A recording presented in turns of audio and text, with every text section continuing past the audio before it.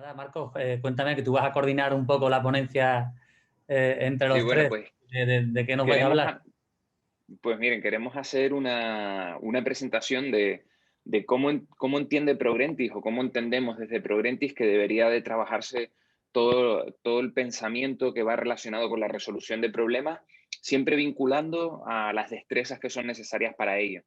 Entonces, bueno, pues qué mejor que traer a los dos cracks mediáticos que están en pleno desarrollo de esta parte Ajá, y que nos acompañen en esta sesión también, pues eh, ellos dos que son los que están desarrollando toda esta parte. Hay ocasiones en las que queremos hacerle alguna preguntilla, entonces les pido que tengan el chat a mano, porque seguramente lanzaremos algunas reflexiones al aire o algunas preguntas y nos gustaría que nos dieran su opinión, que aquellos que se sienten motivados, pues en el chat, que puedan escribir lo que quieran, ya que somos genial. poquitos, pues podemos tener una reunión un poco más distendida y hablar un poco, pues todo de todo lo que va esta charla sobre la resolución de problemas desde el punto de vista del pensamiento. Entonces, Fenomenal. bueno, Ahora que dices este asunto de utilizar el chat, también aprovecho para comentar que las preguntas, además que vayan surgiendo, pues que se vayan reflejando en el chat y al final también del webinar podemos ir contestándolas. Yo también iré haciendo, si quieres, de apuntador o moderador para que entre vale, vosotros tres las podáis resolver las dudas que haya. Bueno, estupendo. pues adelante. Buenas tardes a todos y a disfrutar. Venga, voy yo, todo tuyo.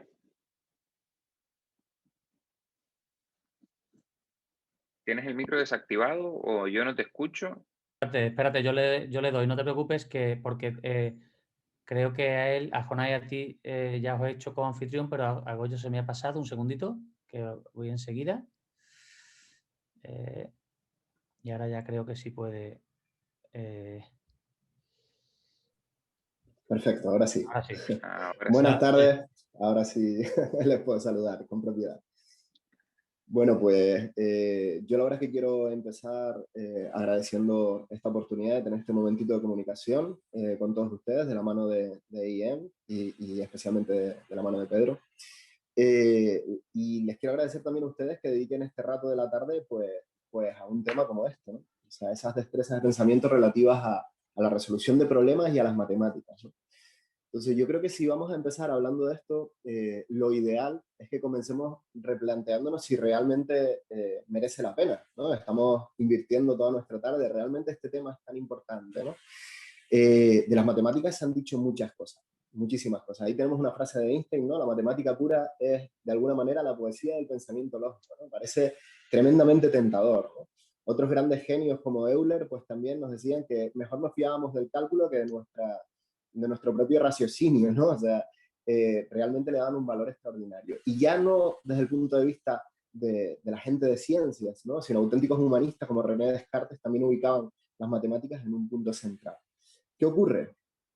Pues que realmente si nos vamos a las aulas y nos vamos a valorar un poco el estado de la cuestión actual, pues nos encontramos con esto, ¿no? O sea, nos encontramos con auténticas cohortes de estudiantes que manifiestan abiertamente que odian las matemáticas. Entonces, ¿cómo puede ser que algo que tiene este valor intrínseco tan grande, ¿no?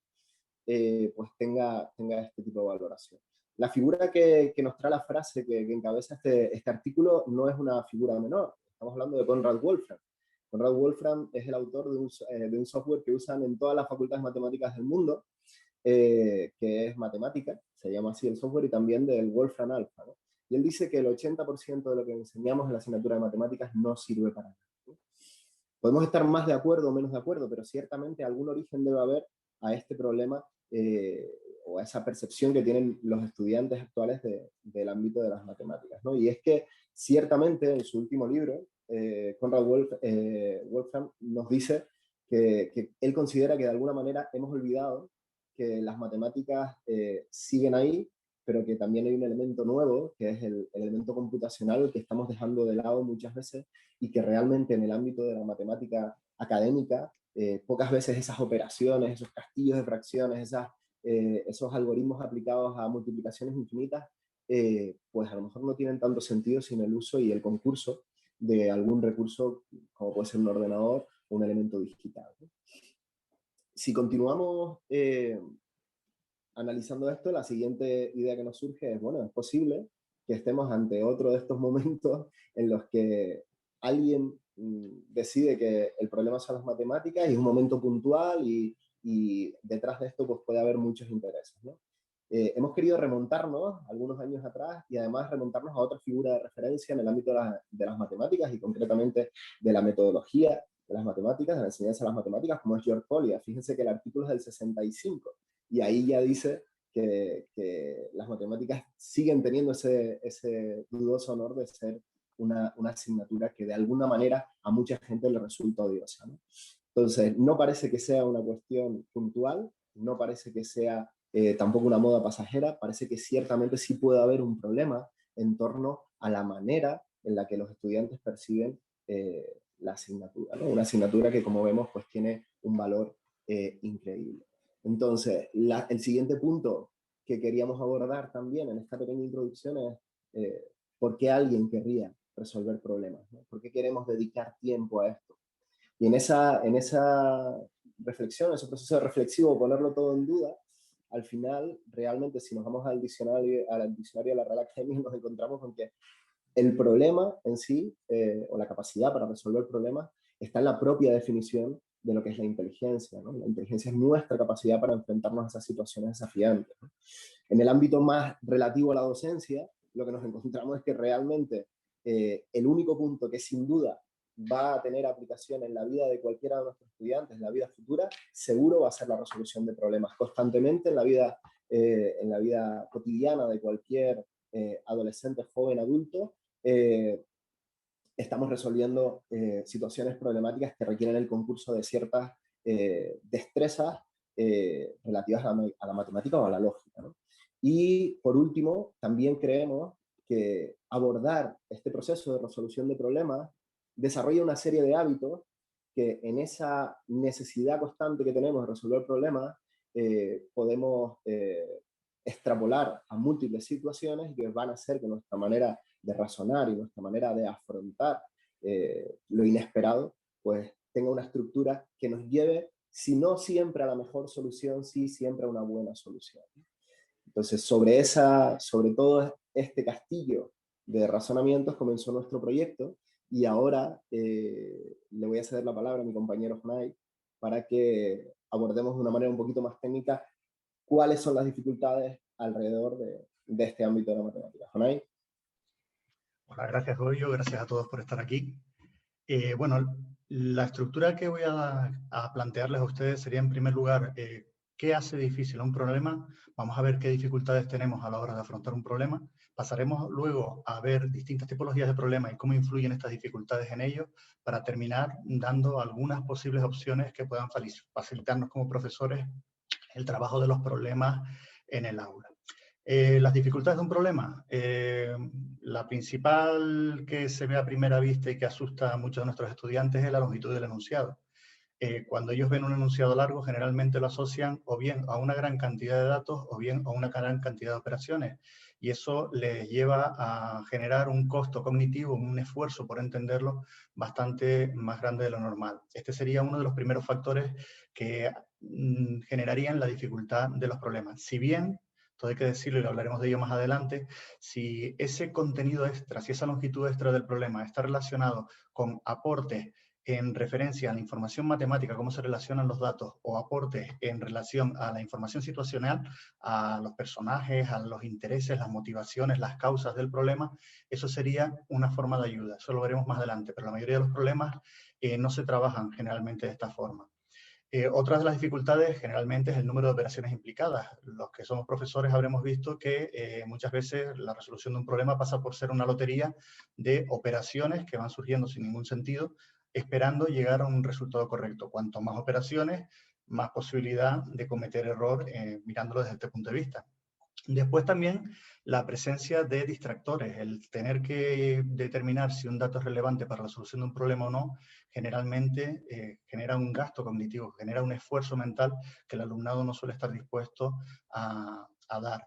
Al mismo tiempo, cuando tenemos un problema en el que los datos no se muestran de forma explícita, sino que tienen que partir de los conocimientos previos, ya no tanto matemáticos, sino de la vida cotidiana que tengamos, pues esto también genera una dificultad. El problema típico de toda la vida en física y química de dejamos caer una pelota desde una altura, si no sabemos que debajo dejamos caer conlleva una velocidad inicial igual a 0, no sabríamos resolver el problema. Por último, el aspecto que más nos centraremos y uno de los que consideramos más importantes es la estructura semántica, la forma en la que está redactado el problema. Esta estructura va a hacer que la interpretación de la situación planteada, que sería el primer paso de resolución del problema, no la tengamos clara y tras ello no podamos ni elegir la operación aritmética adecuada o la operación adecuada, ni por último realizar los cálculos que necesitamos para resolver el problema. De esta parte vamos a ver una serie de ejemplos que nos ayudarán un poco a comprender todo esto. Si tenemos este texto de un problema sencillito para que se entiendan todos y bien. ¿Cuántas monedas ganó Pedro en una partida si al principio tenía 29 y luego ganó 4?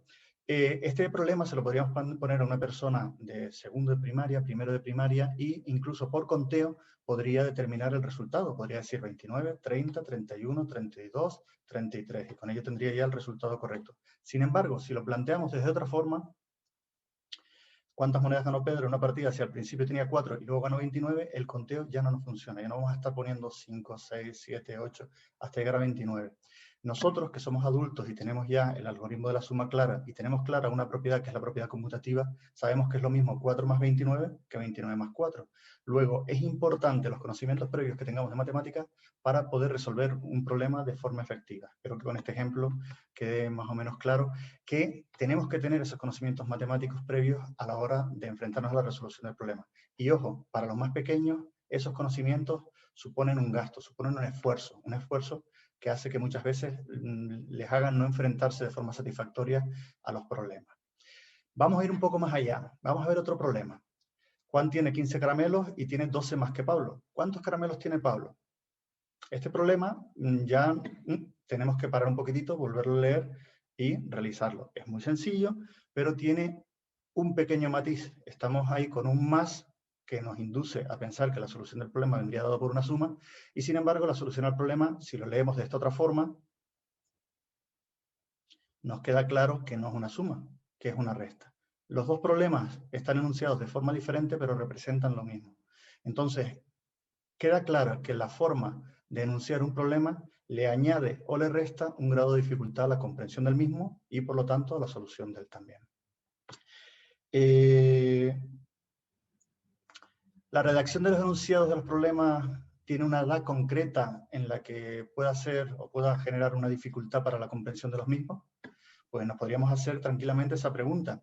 Diríamos que este tipo de problemas para los niños de primaria sería bastante normal, pero para personas de mayor edad no. Sin embargo, no es cierto. Problemas como los anteriores en estudios, como el que vimos antes, a gente universitaria, la cantidad de tiempo que tarda en resolverlo es siempre superior cuando lo hacemos de la primera forma a cuando lo hacemos de la segunda forma. ¿A qué es esto debido? Cuando nosotros utilizamos un término que no está relacionado con la operación que tenemos que realizar, decimos que un problema es consistente, que no está relacionado, perdón, decimos que es inconsistente o incongruente. Eso nos lleva a que tengamos que reflexionar acerca del mismo. A no ser que tengamos bastante automatizado el proceso, nos cuesta. Cuando, sin embargo, la redacción del problema nos está indicando la operación a realizar, en este caso más significaría una suma, o el orden en la que está estructurado el problema es el adecuado, diríamos que el problema es congruente y sería mucho más sencillo de interpretar. De todos es sabido que para los niños hay unos problemas que tienen un cierto grado de dificultad. Esos problemas van aumentando a medida que pasan los años, pasaríamos incluso hasta en el bachiller, incluso en la universidad el resto de la vida, y creo que queda claro que la primera fase, la más importante a la hora de entender o de resolver un problema sería la comprensión del mismo. Y es por eso el que la estructura semántica, la estructura que tenga la redacción de ese problema, es tan importante. A la hora de clasificar los problemas hay muchísimas clasificaciones. Muchos autores se han dedicado a intentar ordenar los distintos tipos de problemas que existen. muchos han llegado a la conclusión de que hay, o coinciden en que hay un tipo de problemas muy común, que es el que generamos en clase para nuestros alumnos en primaria, que son los problemas aritméticos verbales. Son aquellos que están relacionados con las sumas, con las restas, con los productos y con las divisiones. En estos problemas, la forma de enunciarlos también es muy importante. Y dependiendo de la forma de enunciarlos, tenemos que saber que van a llevar un mayor o un menor grado de dificultad y que, por lo tanto, podremos trabajar con esos problemas a unas edades o a otras. Para no extendernos mucho, esos tipos de problemas serían los de estructuras aditivas cuando estamos hablando de sumas y restas, multiplicativas con multiplicaciones y divisiones, y los compuestos serían combinaciones de algo con más de una operación dentro del mismo problema. Nosotros nos vamos a centrar, por cuestiones de tiempo, en los que son los aditivos para que un poco entiendan o vean lo que queremos transmitirles de la dificultad que tienen los problemas en base a la forma de ser redactados. Los que se suelen ver a más corta edad serían los problemas de cambio. Estos problemas de cambio son aquellos que tenemos conocida una cantidad inicial de una naturaleza y aumentamos o disminuimos la cantidad de esa misma naturaleza hasta otra inferior o superior. Si tenemos una cantidad inicial alta, le quitamos una cantidad y terminamos con una cantidad pequeña, tendríamos una resta. Si tenemos una cantidad pequeña, le añadimos otro elemento de la misma naturaleza, tendríamos una suma. Pero esto no siempre es así. Esto solo es así cuando tenemos que calcular la cantidad final. Si nosotros tuviésemos que calcular cantidades iniciales, el problema cambiaría. Otro problema sería el de combinación. Estos problemas de combinación unen dos cantidades para producir una tercera. Estas dos cantidades pueden ser de distinta naturaleza o producida por distintas personas. Un ejemplo sería este que tenemos aquí. Juan tiene 3 bolígrafos, Antonio tiene 5 bolígrafos. ¿Cuántos bolígrafos tienen entre los dos? Cuando la solución es hallar la cantidad final, la total, es uno de los problemas más sencillos y los que se empiezan a utilizar desde más pequeñitos. Sin embargo, cuando tenemos que calcular una de las partes que componen esa final, el problema se complica un poco más, ya que las operaciones suelen ser distintas. Cuando hablamos de dos cantidades, podemos decir, por ejemplo, bombones de chocolate, bombones de chocolate blanco, chocolate negro, y la suma general sería bombones en general. Un tercer tipo de problemas serían los problemas de comparación. Estos problemas de comparación son quizá bastante más complicados, ya que introducimos los términos más que y menos que. Y esto les cuesta mucho más al alumnado comprenderlo. En este caso, podríamos tener 6 tipologías distintas de problemas en base a donde estuviese la incógnita, que son los números, los que tenemos puestos en ese diagrama que está en la pantalla. Decir de la importancia de los diagramas porque no son dibujos, sino que son una aportación visual desde el punto de vista matemático. Y estos diagramas en concreto, los que hemos visto en todos los problemas aditivos, son diagramas parte-todo. Estas partes-todo nos ayudan a entender el proceso de suma y posteriormente el proceso de multiplicación y de división. Por último, el último tipo de problemas serían los problemas de igualación. Son una mezcla o una derivación de los problemas de comparación y muchos autores los agrupan juntos. En este caso tenemos una magnitud que va aumentando o disminuyendo de forma dinámica para alcanzar a otra. Por ejemplo, el ejemplo que tendríamos ahí, Juan tiene 5 lápices, Antonio tiene 8 lápices. ¿Cuántos lápices tiene que comprar Juan para tener los mismos que Antonio? Y una cantidad tendría que ir disminuyendo y la otra tendría que ir aumentando hasta llegar a un punto en el que esas se igualasen. Si queremos que nuestro alumnado resuelva problemas matemáticos en su día a día, tendría que resolver todos estos problemas de una forma fluida. No nos vale que resuelva solo un tipo de problema. La vida no nos va a poner un problema en forma de enunciado matemático para que nosotros lo resolvamos. La vida nos plantea situaciones que nosotros tenemos que aprender a resolverlas. Uno de los motivos por los que creemos que está tan distanciado las matemáticas como asignatura de las matemáticas desde el punto de vista real, porque no hay que perder de vista que nuestro mundo está rodeado de matemáticas, es quizá la forma en la que planteamos estos problemas. Si nosotros no acostumbramos a todo el alumnado a entender que podemos tener dentro de un mismo problema que buscar o bien la cantidad inicial, o bien la cantidad de diferencia, o bien la cantidad final, pues probablemente tengamos serias dificultades a la hora de relacionar lo que sería la vida cotidiana con los problemas que trabajamos en clase. ¿Qué es lo que nos solemos encontrar nosotros en nuestro día a día? Pues José Chu Orrantia, de la Universidad de Salamanca, hizo un estudio hace un tiempo relacionado con la cantidad de problemas de cada tipo que ponían unas editoriales de libros en su momento. Entonces, la conclusión a la que llegó después de hacer el estudio fue, si ven en la parte inferior, donde están todas esas CA1, CA2, CA3, CA4, hasta IG3, eso serían las distintas tipologías de problema que tendríamos de cambio, de combinación, de comparación y de igualación. Entonces, si nos fijamos bien, los picos, las partes más altas, están relacionadas sobre todo en aquellos problemas de CA1, CA2, que son aquellos de cambio congruentes. Si se acuerdan, los congruentes eran aquellos en los que el enunciado indicaba ya la operación que teníamos que utilizar para la resolución del mismo, y de combinación, que sería CO1, CO2, los mismos que dijimos que se podían empezar desde más corta edad por su facilidad. De comparación, solo los de comparación, uno tendría una cantidad de una representación significativa dentro de los libros, y el resto vemos que no se atacan de forma mayoritaria. Entonces, lo que nos encontramos nosotros de forma general es que la variedad de problemas que trabajamos con respecto a la que hay en realidad es muy limitada. Por otro lado, tenemos siempre mayor cantidad, mayor parte de representación de los que son más sencillos de realizar. Entonces, no es significativo el que el alumno sepa resolver unos problemas en clase a que luego sepa extrapolarlos a su vida cotidiana y resolver problemas de su vida cotidiana, por el mero hecho de que a lo mejor se les presentan, entre comillas, enunciados de forma diferente. Muchas veces están esperando ellos que la redacción facilite la operación que tengan que realizar. Ya veremos más adelante que uno de los grandes problemas que hay es que se utilizan unas estrategias superficiales, que se asocian palabras a operaciones y que ellas, para un tipo muy concreto de problemas, funcionan, pero no funcionan para la gran cantidad de problemas. Y después, otro aspecto que nos encontramos es que muchas veces nosotros estamos trabajando una temática particular y los problemas que mandamos son de esa temática particular. Estamos dando geometría, ¿qué va a tocar después? Geometría. Si estamos trabajando el área del rectángulo, ¿qué va a tocar en los problemas que vienen ahora? Área del rectángulo. Nos evita así tener que pensar, y eso no es positivo desde el punto de vista de la resolución de problemas, que debería conllevar una reflexión, una comprensión del enunciado, una interiorización y una ejecución luego de lo que nosotros tengamos previsto. Vamos a ver un poquitito lo de las estrategias superficiales, porque suele ser bastante común y nos suele llevar a que si las llevamos, ellos, en primer lugar, el alumnado las practica de forma inconsciente. Ellos asocian una serie de palabras a una serie de operaciones y van generando su forma de resolver problemas.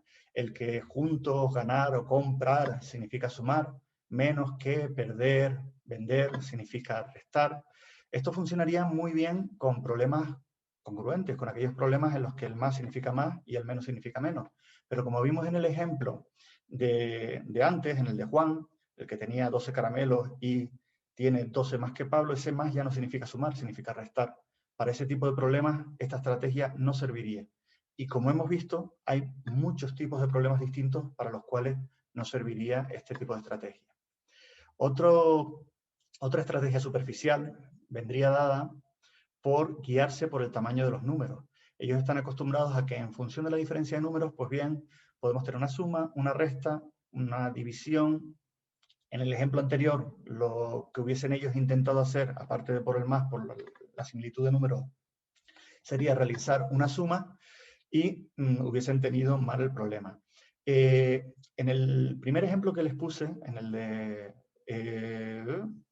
¿cuántas monedas ganó Pedro en una partida si al principio tenía 29 y luego ganó 4? Por la cantidad de cifras, por las cifras, muchos de ellos lo que hubiesen intentado hacer es una resta, porque el 29 y el 4 se asocia mejor con una resta que con una suma. Esto sería una de las estrategias superficiales que darían problemas. Y por último, en cuanto a la última estrategia, sería utilizar lo que hemos dicho antes, utilizar siempre el último conocimiento aprendido visto en clase. Si estamos trabajando de áreas, pues sería la última área que hemos visto. Si estamos hablando de multiplicaciones, pues las últimas multiplicaciones. Estas estrategias generalmente nos llevan a realizar problemas de forma automatizada sin comprender verdaderamente que significado, qué sentido tiene el problema, y generalmente también nos llevan a resolver problemas de forma incorrecta.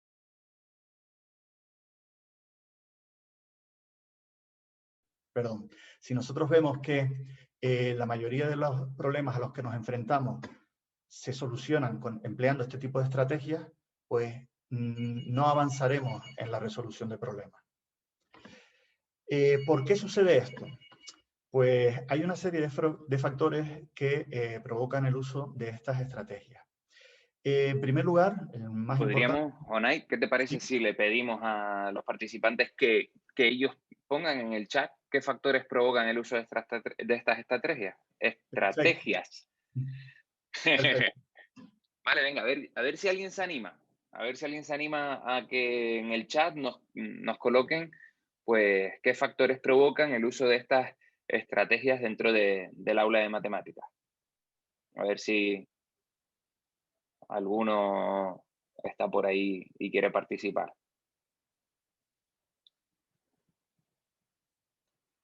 Están tímidos, ¿eh? La gente del chat está tímida. Yo creo que están escribiendo. Vamos a darle un par de segundillos. A ver si alguno escribe. Mira, Marian Porras nos pone que la rutina de clase. Félix Sainz nos dice que el uso del libro. Raquel nos dice que no interiorizan lo que leen, por ejemplo. Chris nos dice que la rutina. La poca reflexión, nos pone un usuario que no voy a leer el nombre porque está complicado. Lorena nos pone que las necesidades individualizadas. Diana, los alumnos con necesidades. Bueno, Jonay, ¿tú qué piensas? ¿Yo qué pienso? Lo que hablábamos antes, el costo cognitivo, el esfuerzo por tener que entender o comprender, generalmente es uno de los aspectos que más hacen que las estrategias, pues, que tengamos dificultad y que nos obliguen a llevar esas estrategias. Y también problemas de comprensión y, como decían en el chat, de reflexión. Nosotros, en nuestro caso, uno de los principales problemas está relacionado con los problemas complejos. Muchas veces la redacción no es favorable. Son o bien bastantes casos o son realizados, están planteados desde un punto de vista en el que obviamos factores que son importantes para la resolución del mismo. Dijimos en su momento que habían aspectos que hacían que un texto largo fuese quizá más útil si añaden información que, por ejemplo, relacione los números o las operaciones que hay que realizar en un problema.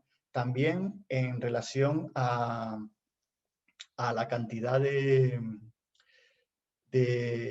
datos que le damos para que el alumno contextualice esos problemas. Muchas veces en los alumnos pequeños, sobre todo, planteamos problemas que ellos no llegan a entender, están más pendientes de qué camiseta tendrá el personaje que se está imaginando está dentro de ese problema que el propio problema en sí mismo. Entonces, el darle una ayuda, un contexto, es importante para que ellos entiendan ese problema. Después también lo que hablábamos, las prácticas centradas en el tema que estemos viendo en su momento. Nosotros no vamos por la calle y de repente la vida nos dice, hoy vamos de tienda, tenemos problemas de porcentaje. Los problemas nos van surgiendo, entonces no podemos fijar la resolución de un problema concreto de nuestra vida cotidiana a lo que estemos trabajando en ese mismo momento. Después también, otro de los problemas que tenemos es la experiencia del docente. Hay estudios que dicen que en la resolución de problemas, la ayuda que prestan los profesores más veteranos suele ser más eficaz que la ayuda que prestan los profesores más noveles, porque los más jóvenes suelen ser más directivos, suelen anticiparse a lo que el alumno tiene que hacer y suele darle las instrucciones para que lo haga, evitando así el proceso de reflexión.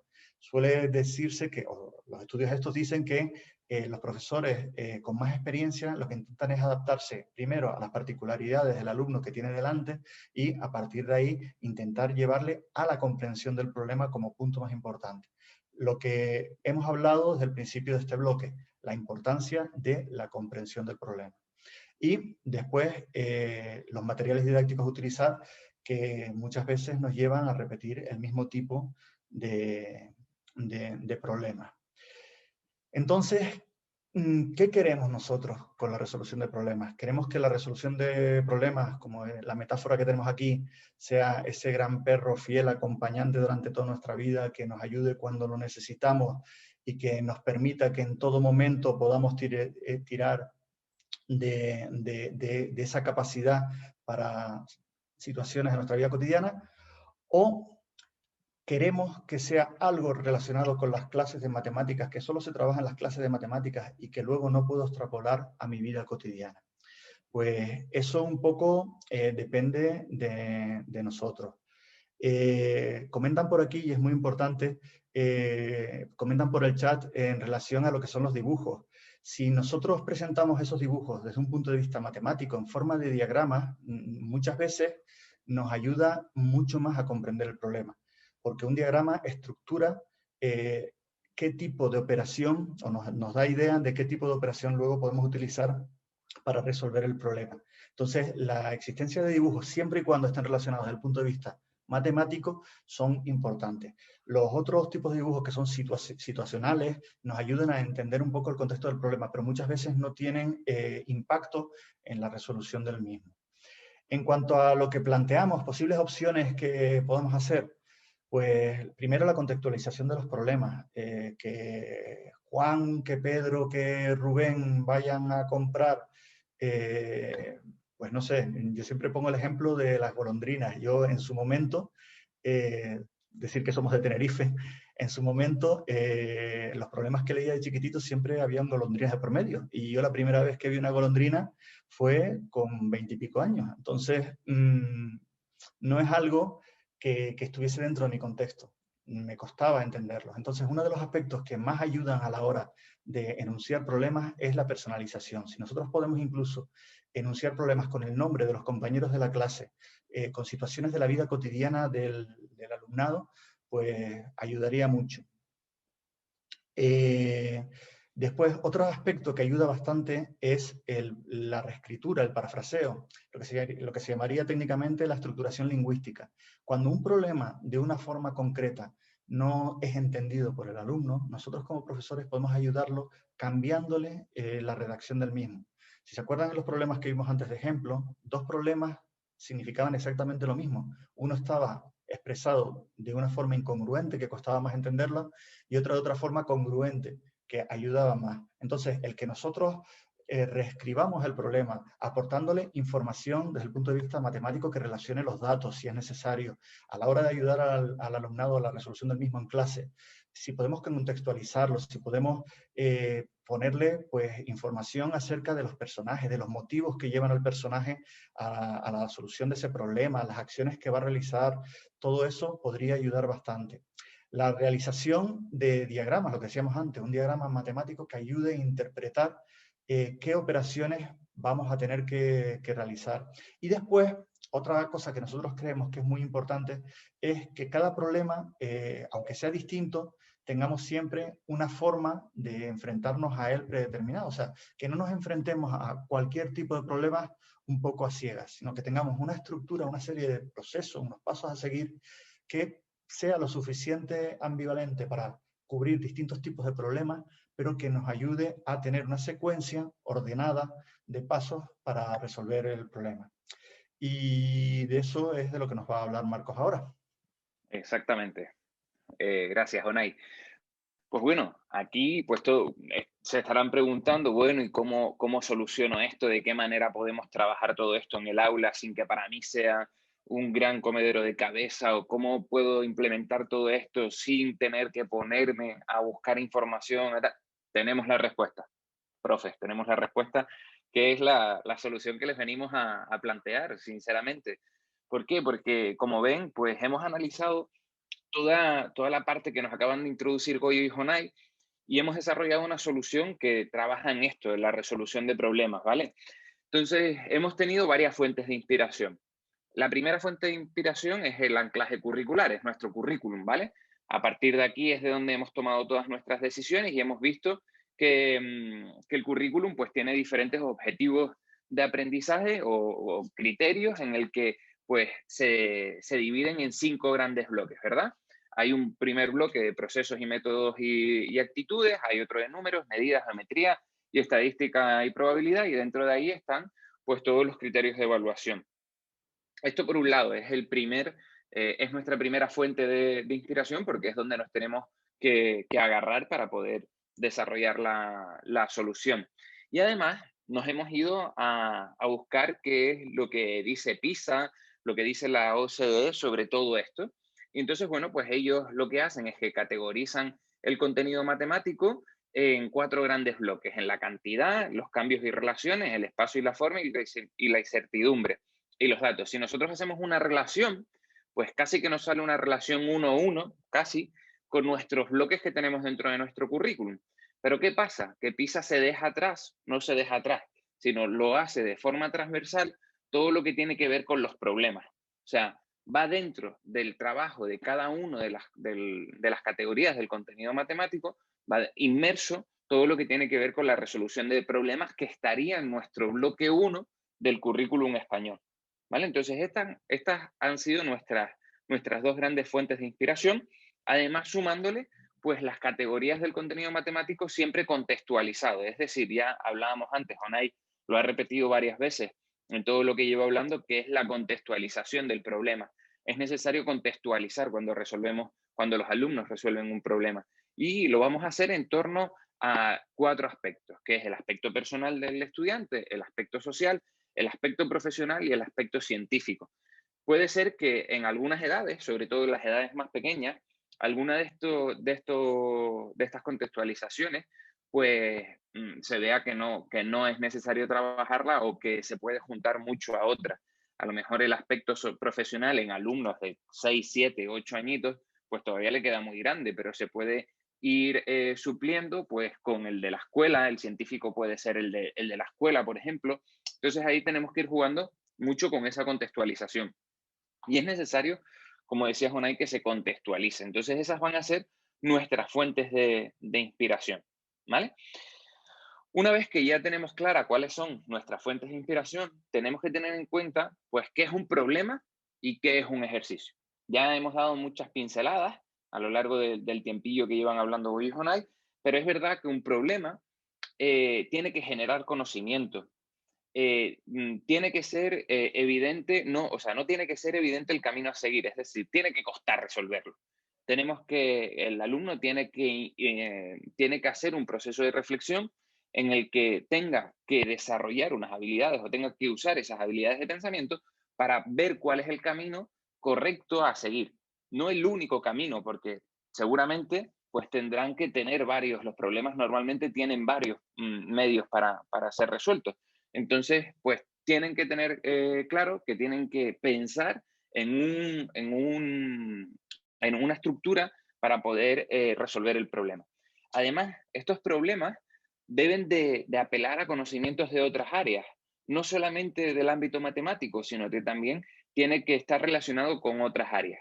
Debe ser interesante, claramente, el estudiante tiene que causarle interés para resolverlo, y además resolverlo tiene que ser gratificante. Es decir, al hacer, como no es algo evidente, como no es algo que el estudiante lo mire y sepa qué es lo que tiene que hacer, pues ahí debe de haber una gratificación en el momento en el que el estudiante hace la resolución de este problema.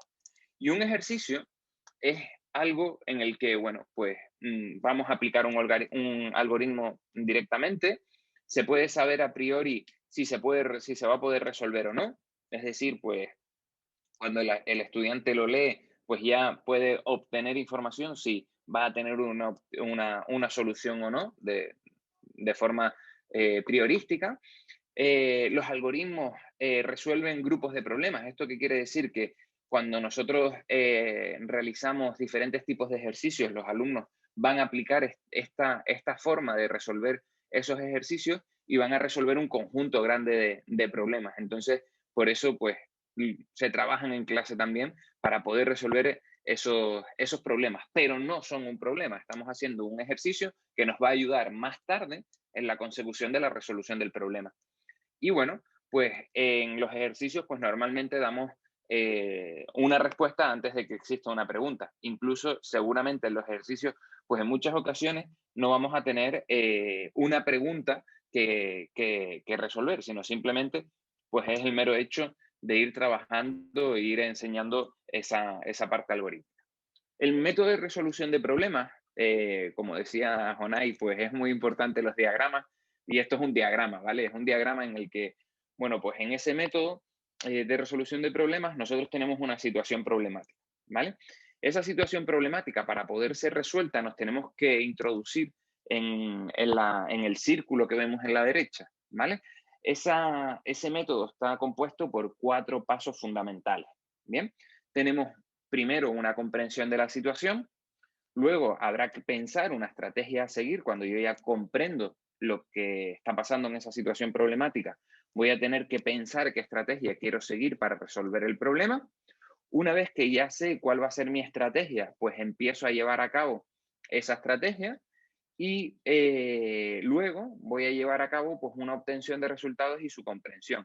¿Para qué? Para luego poder ver si realmente esos datos me resuelven el problema o no me ha resuelto el problema, para volver a empezar o dar por finalizado este ciclo.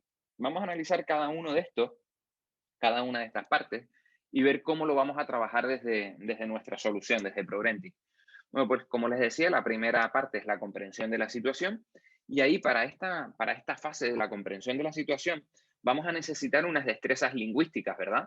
Vamos a necesitar una lectura comprensiva para entender lo que estamos leyendo. Vamos a necesitar una inferencia lectora para extraer los datos del texto o extraer los datos de esa situación.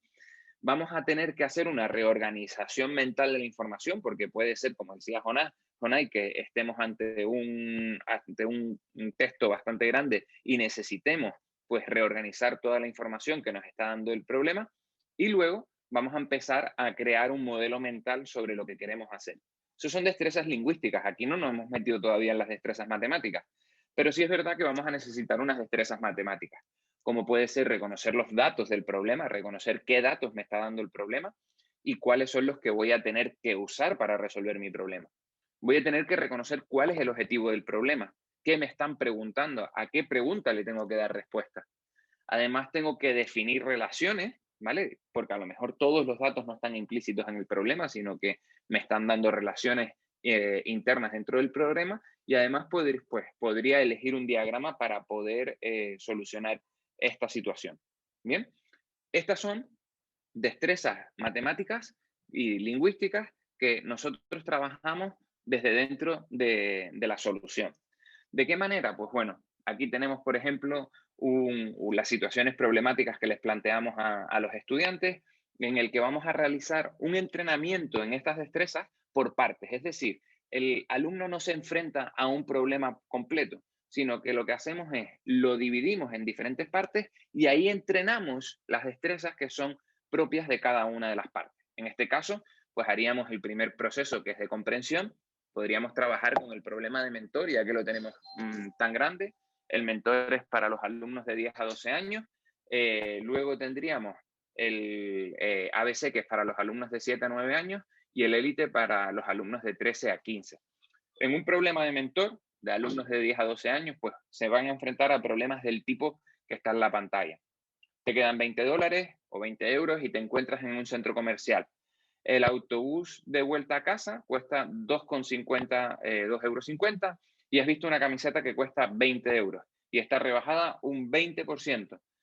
¿Podrás comprarte la camiseta y volver a casa en el autobús? Entonces ahí empezamos con ese proceso de comprensión, de lectura comprensiva, para luego empezar a trabajar con todo lo que tiene que ver con reconocer los datos.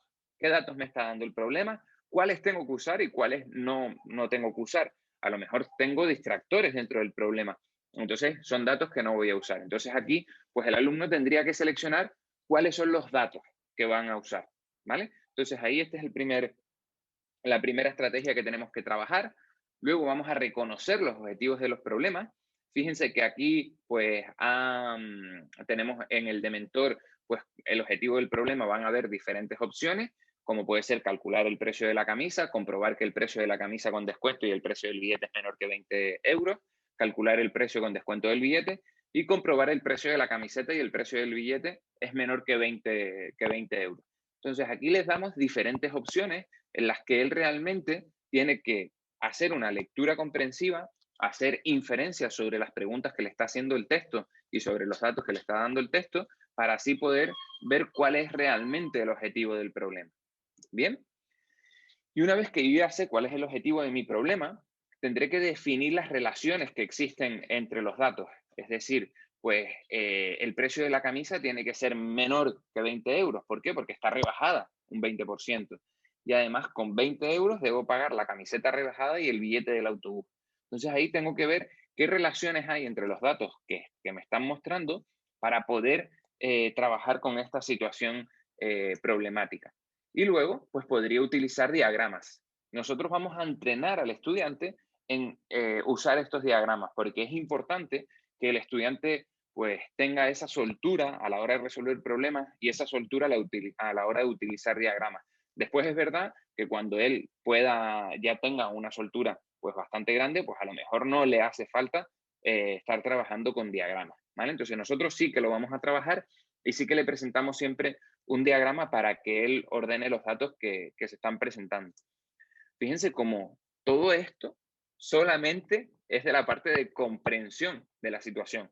Hasta aquí no hemos hecho ni una operación, no le hemos pedido al estudiante que piense cómo va a resolver el problema y no le hemos pedido que revise sus operaciones, ni mucho menos. Aquí simplemente estamos haciendo la fase de resolución del problema, de comprensión del problema, ¿vale? La segunda fase de la resolución debería de ser, pues, pensar esa estrategia a seguir. ¿De qué manera quiero resolver yo el problema? Entonces, de esta manera, pues vamos a necesitar también, como decíamos antes, unas destrezas de pensamiento, como puede ser, pues, la capacidad de síntesis, evaluación de diferentes alternativas para saber cuál es la mejor para obtener de manera más rápida el resultado, de qué manera es cuál es la manera más efectiva, y los conocimientos a priori, lo que decía antes Jonay, qué cosas tengo que saber yo para poder empezar a trabajar sobre el problema. Y con lo que yo sepa, pues seguramente voy a tener una mejor estrategia o una estrategia que me lleve a mi resultado más rápido o una estrategia que me cueste un poquito más. Eso en cuanto a las destrezas de pensamiento, y luego vamos a necesitar unas destrezas matemáticas, ¿vale? Como puede ser dividir el proceso en partes elementales, saber cuál es el proceso que yo voy a llevar y saber dividirlo de manera correcta para poder llevar a cabo cada uno de los pasos de forma ordenada, como pone debajo, ordenar los pasos. Además voy a tener que seleccionar pues el itinerario correcto, porque una vez que yo divida el proceso, pues puedo tener diferentes itinerarios similares que me pueden llevar al mismo sitio, y después pues claramente seleccionar qué fórmulas o qué estrategias voy a usar para resolver el problema. Esto en cuanto a la parte de seleccionar las estrategias. No tiene por qué haber una estrategia única posible. Como decíamos antes, las estrategias pueden ser múltiples. Y aquí desde Progrentis lo que le hacemos al estudiante es que él seleccione los pasos que quiere dar. Y entonces ahí se los vamos mostrando como él los ha ordenado luego en la parte de realización de los cálculos. Y si él se ha equivocado en la resolución, porque puede ser que se haya equivocado en la estrategia que va a seguir y un paso no le lleve a ningún lado. Entonces ahí pues le vamos a decir, oye, te has equivocado en este paso, vuelve a la estrategia y ordénala de la forma que tú quieras, ¿vale? Entonces ahí pues vamos a estar trabajando esa estrategia y esa consecución de los pasos para resolver el problema. Como pueden ver, pues aquí les hemos puesto el caso de mentor y de élite. En ABC, en los pequeñitos, pues no vamos a realizar este proceso porque es bastante sencillo. Los problemas a los que se enfrentan los estudiantes pequeñitos, pues no necesitan una estrategia muy elaborada, entonces pues no se la vamos a presentar para que ellos elijan el orden de los pasos.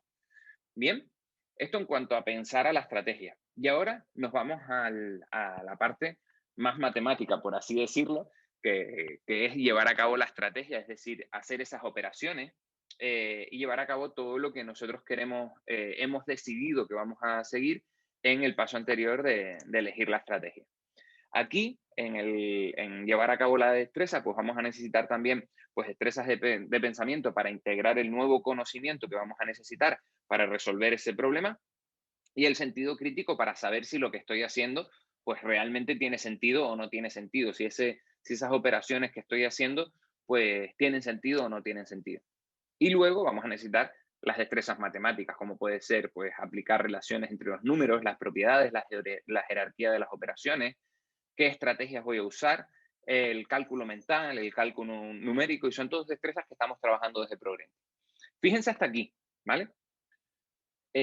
Yo soy profe de mates, yo soy matemático, soy profe de mates y he estado dentro del aula, y yo usaba la típica estrategia de resolución de problemas: datos, operaciones, resultados, enunciado, y debajo pues le decía, chicos, pongan los datos, al lado pongan las operaciones y luego los resultados. Con esta estrategia de datos, operaciones, resultados, ¿cuántos pasos de los anteriores los alumnos se han saltado para llegar hasta el mismo sitio?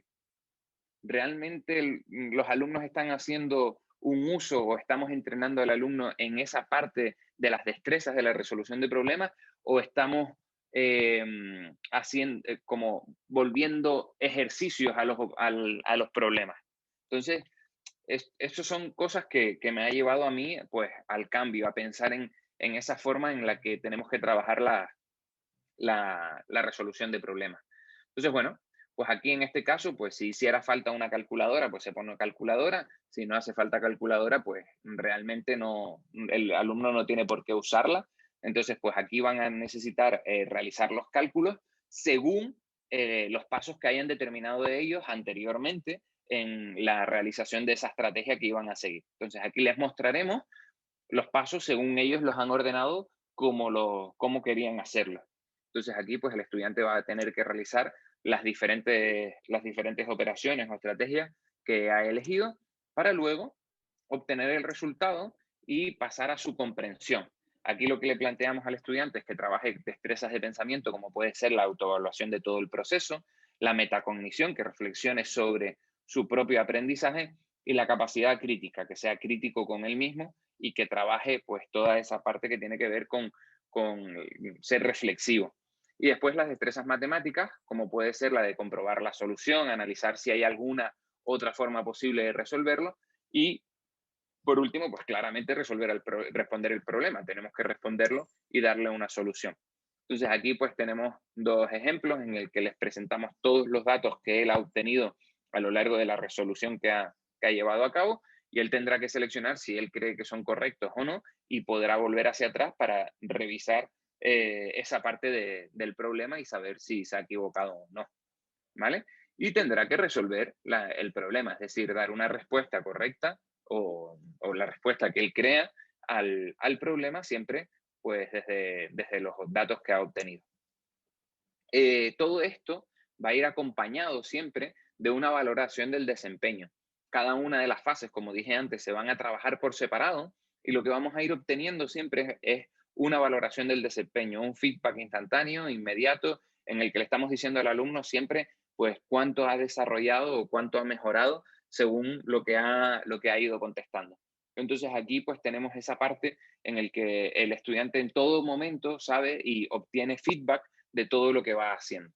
Bien, pues este método de resolución del problema, al final lo que nosotros estamos buscando es que el estudiante desarrolle las destrezas para la vida. Es decir, que sepa resolver problemas, se encuentre en el lugar en el que se encuentre, en el contexto que se encuentre, siempre va a poder acudir a este círculo de resolución de problemas en cualquier situación, sea matemática, sea familiar, sea en el trabajo, lo que sea, siempre vamos a poder acudir a este círculo de resolución de problemas y llevar a cabo todas las destrezas que hemos aprendido trabajando en Progrentis para poder solucionar problemas o retos en su vida diaria.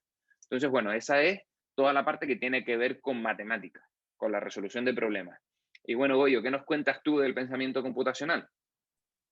Bueno, efectivamente, comenzábamos hablando de pensamiento matemático y de lógica computacional o pensamiento computacional.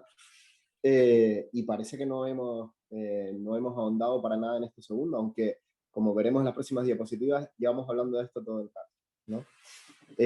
Lo primero es centrar cuál es nuestra visión de lo que es el pensamiento computacional.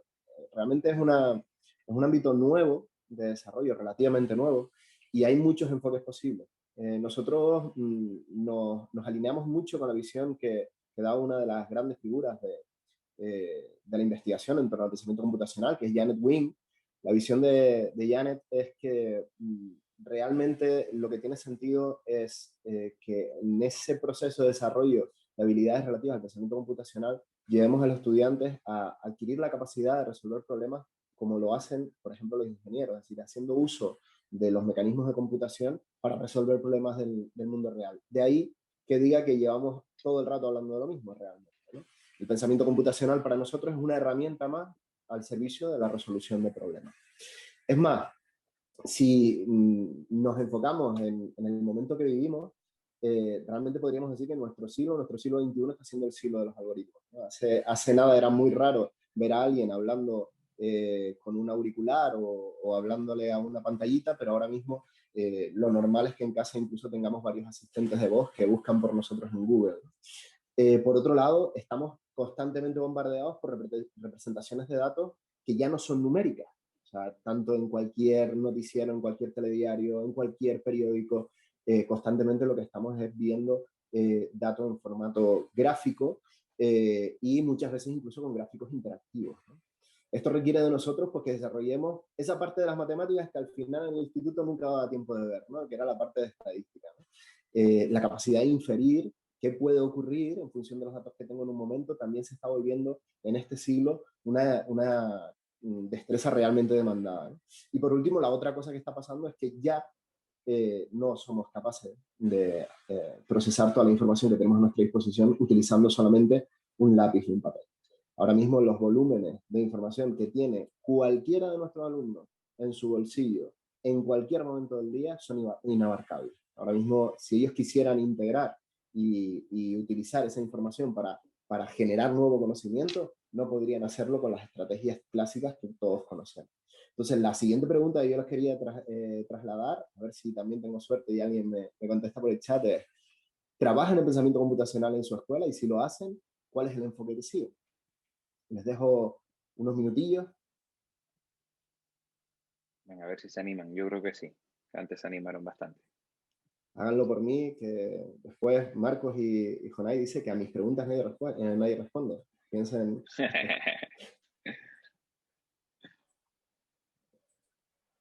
Vamos a ver. No me dejen solo. Uf, oye, te van a dejar solo, ¿eh? Van a tener razón estos dos. Bueno, realmente del análisis que hemos hecho del muestreo, a ver. Ahí tienes. Muy bien, no me dejaron solo, gracias. No es que haya ganado una cena, pero bueno, por lo menos. Casi. Bueno, ciertamente hay muchos enfoques, muchas maneras de plantear ese pensamiento estratificado, ese pensamiento lógico con nuestros alumnos. Hay muchos enfoques, desde los que estoy viendo por aquí, efectivamente, planteando situaciones en las que es necesario establecer algún tipo de pensamiento crítico, buscar soluciones creativas que puedan incluir el uso de la tecnología en este caso, para que realmente tenga esa componente de pensamiento computacional, hasta efectivamente por la interpretación de datos complejos, ¿no? Pero hay otras muchas estrategias. Hay centros que deciden pasarse al ámbito de la computación física, entonces introducen temas de robótica educativa, Arduino, Scratch, Raspberry Pi, millones de tecnologías que sirven para que nuestros pequeños y nuestras pequeñas pues tengan ese primer contacto con el pensamiento computacional. Realmente veo por ahí otra cosa que es mi debilidad, ¿no? La importancia de la geometría y cómo ese ámbito del saber matemático pues puede tener muchísima relación con el pensamiento computacional a través de herramientas como puede ser GeoGebra o elementos similares, ¿no? Todos estos enfoques, todas estas aproximaciones, al final lo que persiguen de fondo, en algunos casos hasta de manera inconsciente, es que realmente estos problemas de los que llevamos hablando prácticamente toda esta horita, pues las podamos resolver modelizándolos a través del uso de ordenadores o mecanismos de computación, ¿no? También necesitamos generar en ellos, y lo hacemos a través de todo ese tipo de iniciativas, necesitamos generar en ellos la destreza de organizar los datos de manera que tengan sentido y que podamos analizarlos. A veces esos grandes volúmenes de datos, si los ordenamos, si los organizamos atendiendo algunas características, pues nos dan a priori bastante información sin tener que operar mucho más. Por otro lado, necesitamos desarrollar en nuestros estudiantes esa capacidad de abstracción, esa capacidad de ver estructuras que nos puedan servir para organizar esos datos, aun cuando sean estructuras intangibles, ¿no? A veces estamos hablando de ordenar secuencias numéricas, ordenar eventos que han ocurrido con un robot, y esos eventos aún no han ocurrido, no han tenido lugar, pero yo me los tengo que imaginar. Esa capacidad de abstracción también es fundamental.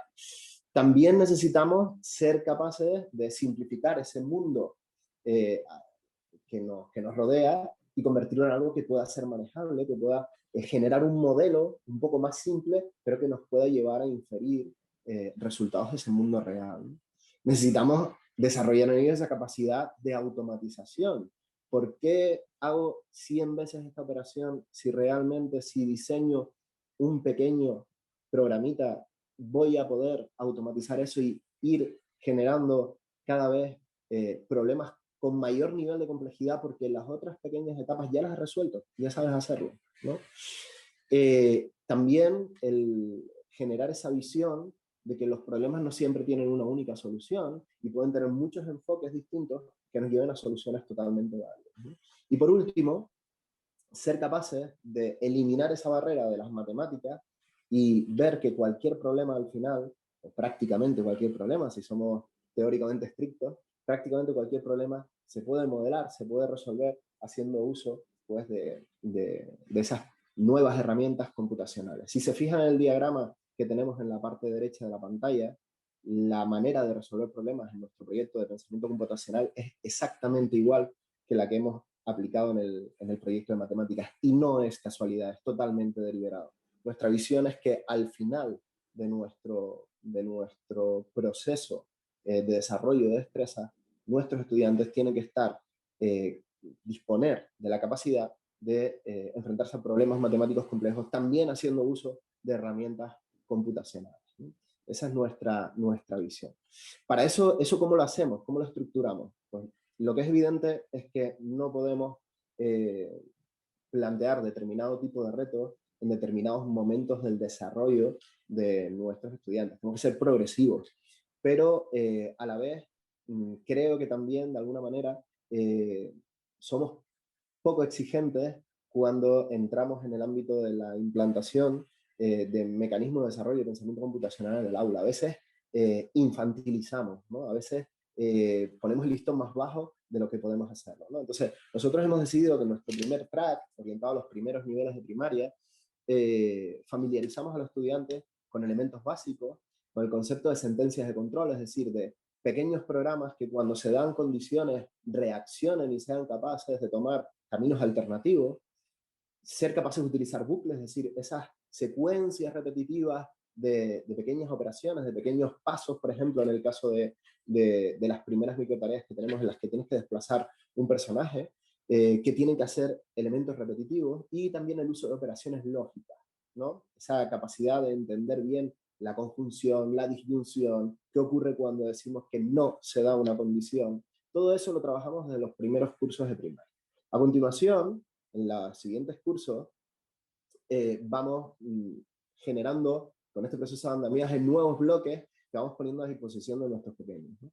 Lo siguiente es agrupar funcionalidad. Si ya he resuelto un problema, ¿por qué tengo que volver a programarlo? ¿Por qué tengo que volver a empezar desde cero? Vamos a crear un pequeño acopio, un pequeño almacén de soluciones que ya hayan probado y que hayan visto que funcionan, para que después puedan utilizarlas. Vamos a exponerlos a programas hechos por otras personas, y los exponemos con la insana intención de que sean capaces de detectar los errores y de corregirlos. Les planteamos que, ese recuadro que ven ahí de desarrollo modular, les planteamos que existen siempre la posibilidad de dividir problemas en problemas más pequeños que podamos resolver de una manera sencilla, y les empezamos a preocupar con una idea que para nosotros también es importante: la eficiencia. Si podemos resolver un problema con menos operaciones, vamos a intentar hacerlo siempre así. ¿Cuál es el objetivo final de todo este track formativo en pensamiento computacional? El objetivo final es que un alumno de élite al final resuelva problemas del mundo real utilizando el pensamiento computacional.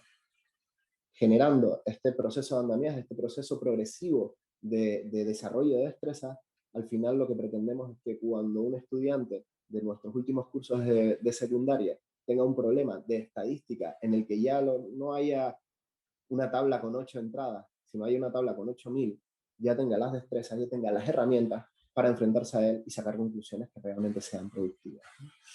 Esto, ¿a dónde nos lleva a nivel de implementación? Nos lleva a implementaciones que van desde pequeñas micro tareas de entrenamiento, en la que exponemos progresivamente a los estudiantes a problemas muy pequeños que hay que resolver, haciendo ese uso de la abstracción y esa capacidad de secuenciar instrucciones, de entender que de manera concurrente pueden ocurrir cosas, hasta la resolución de problemas de verdad, como los que les va a mostrar ahora mismo Marco, que plantean a un taxista pues, una situación en la que debe recorrer una ruta con un presupuesto ajustado, ¿no?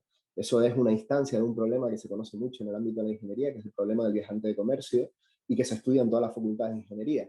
Pues nuestra propuesta es que nuestros alumnos de élite se vean ya expuestos a este tipo de problemas y tengan la capacidad de resolver, ¿no? ¿Por qué proponemos esto? Y con esto termino, ¿no? Pues nos apropiamos de una frase de don Luis Santaló, que para nosotros es paradigmática, para nosotros es una inspiración, ¿no? O sea, Luis nos plantea, enseñar matemáticas debe ser el equivalente a enseñar a resolver problemas. Los problemas pueden incluso considerarse la parte más esencial de la educación matemática. Nuestro enfoque es completamente holístico, completamente amplio, va desde la resolución de problemas entendidas desde el punto de vista tradicional hasta la resolución de problemas usando las últimas herramientas que pueden tener a su disposición los alumnos. Quiero terminar pues agradeciéndoles de verdad todo este tiempo, que nos hayan prestado atención y además que se hayan mostrado tan participativos en el chat. Muchísimas gracias, de verdad. Y no quiero despedirme sin ponernos a disposición de todos ustedes. Pueden contactar con nosotros a través de las redes sociales, a través de AEM, y estaremos siempre encantados de atender. Muchísimas gracias. Exacto. Muchísimas gracias a todos por la participación y nada, Pedro, ahí Pues estamos. nada, vamos dando unos minutos por si alguien quiere preguntar algo. La verdad que ha estado súper interesante. Vaya sorpresa me habéis dado porque creo que las pantallas que habéis puesto de la parte de matemáticas, creo que eso son parte de las novedades que vienen para el curso que viene. La verdad que ha estado fenomenal como desde Progrentis se está desarrollando y enfocando todo el aspecto de la resolución de problemas. Quiero aprovechar, pues mientras, bueno, la gente está diciendo que muchas gracias, que es muy interesante, ahora veré si hay alguna pregunta, pero ya que estáis ahí, porque tiene mucho que ver con lo que estamos viendo, no sé si se ve, a ver, no se ve el título porque tengo aquí, me lo pongo aquí delante, dice, ¿por qué a los niños no les gusta ir a la escuela? De Daniel Willingham. Me lo estoy empezando a leer, pero es tremendamente interesante porque habla precisamente de cómo estos procesos de razonamiento y de resolución de problemas que tanto nos preocupan a los profesores, pues cómo los aborda el programa, ¿no? el cerebro. Tremendamente interesante cómo la importancia que tiene la información inicial que sabe el alumno, el estudiante sobre el problema y la importancia de ese contexto, pero también la importancia que tiene esa memoria a largo plazo y esos conocimientos procedimentales o factuales, ¿no? De cara a la resolución. Y cómo esa información del contexto y de esa memoria a largo plazo se combinan luego en esa memoria de trabajo para dar solución, ¿no? Bueno, esto y otros muchos aspectos súper interesantes y de verdad que os recomiendo porque es interesantísimo. Bueno, vamos a ver si hay aquí alguna pregunta. Bueno, es que yo creo que lo habéis explicado todo también. Sobre todo lo que hay es muchísimas gracias por todo. Y bueno, sí, nada, Sí, comentarios total, de gracias, de muy interesante. ahí yo O sea, creo que nos no habéis quedamos dejado con el espacio, comentario. no habéis dejado espacio a la duda. No, y nos quedamos con el comentario de MJ que dice que cuando a uno le gustan tanto las matemáticas, disfruta también enseñándolas. Sí. Y es De verdad. hecho, si hay algo que es un privilegio absoluto de vernos envueltos en este proyecto tan bonito, es precisamente la posibilidad de contactar con profesores de todo el planeta, ¿no? Al final. Y ver que los problemas que tenemos en Tenerife, en Madrid, en Salamanca o en Bogotá, desde el punto de vista de estos profesores que realmente adoran estas asignaturas, ¿no? Son los mismos. O sea, el análisis y las conclusiones a las que terminamos llegando son muy parecidas, las dificultades son muy similares, aun cuando incluso los entornos sociales pues son muy distintos, ¿no? Muy diversos. Entonces, realmente sí hay algo que para nosotros está siendo de un valor espectacular a nivel humano y a nivel incluso como docentes, es esa riqueza que nos está aportando esa conversación constante, ¿no? Por eso, de verdad que no dejen caer en saco roto esas posibilidades de comentar siempre, de hacer sugerencias, porque siempre estamos pendientes, siempre estamos a la escucha y además creemos que del sano debate educativo es de donde salen las buenas soluciones educativas. Entonces, en ese sentido, invitarles de verdad a que se sientan parte del proyecto, del proceso, y siempre vamos a estar encantados de atenderlos. Bueno, aprovechando las palabras de Goyo, obviamente por las personas que os apuntáis al webinar, pues conocéis a eMeLearning, conocéis a Progrentis, pero por si acaso hay alguien que no conoce la solución, Progrentis es una solución 100% digital para el desarrollo de destrezas para aprender a aprender, entre las que se encuentran destrezas de comprensión y habilidades de pensamiento, destrezas para mejorar la capacidad atencional y destrezas para la alfabetización digital. Pero dicho esto, también hay que un comentario que no quería que se me olvidase, que dice Raquel de Madrid, dice, la resolución de problemas creo que es fundamental, ¿no? Y realmente creo que es uno del fin último del aprendizaje, ¿no? Porque siempre o en épocas anteriores poníamos mucho énfasis en la comprensión, porque al final tener buenos niveles de comprensión no es un paso, no es más que un paso en el camino, un recurso, no tanto un fin para la resolución de problemas, que al fin y al cabo lo que hacemos los adultos, tanto en nuestra vida profesional como en nuestra vida personal, es resolver problemas. Lo que pasa es que para poder resolver problemas tiene que comprender el contexto para a partir de ahí poder aplicar una serie de procedimientos, ¿no? Ciertamente es imposible disgregar esos dos elementos, ¿no? De hecho, a la evidencia nos remitimos, ¿no? Afortunadamente también dentro de este proyecto, pues constantemente estamos midiendo dónde están las dificultades en cada microtarea que planteamos y tal, y la experiencia nos está diciendo que efectivamente, o sea, la comprensión, cuando conseguimos trabajar de manera eficiente mecanismos que favorezcan la comprensión de mensajes complejos, mejoran automáticamente los resultados en el ámbito de las matemáticas. Yo creo que a ninguno de los que estamos aquí seguro, que veo a muchos docentes en ejercicio, nos va a sorprender lo que digo, ¿no? Esta dificultad que están teniendo las nuevas generaciones para ese procesamiento de mensajes complejos, al final probablemente estén en la base, incluso esa pregunta que veíamos al principio, ¿por qué odian, ¿no?, las matemáticas? Muchas veces porque prácticamente no comprenden qué es lo que se espera de ellos y no son capaces de extrapolarlos a su vida, ¿no? Entonces, al final son dos elementos que están totalmente entrelazados. Pues, bueno, lo dejamos aquí porque podríamos estar durante una hora más hablando. Ha sido un placer. Gracias, Marco, gracias, Jonay. Gracias especialmente a Goyo, que sé que viene de estar un poco fastidiado, un poco malo, y has hecho un esfuerzo grande por estar aquí con nosotros. Ustedes saben que bueno, son personas muy importantes para nuestra compañía, para nuestro proyecto, y no creía que, vamos, cualquier esfuerzo merecía la pena. Pues de verdad que lo agradecemos y bueno, pues gracias también a los que nos acompañáis todos los martes en estos webinars de eMeLearning. Y nada, nos vemos en el próximo. Muchísimas gracias a todos. Bueno, muchísimas gracias. Ahora, que sigan bien. Venga, chaito. Ahora.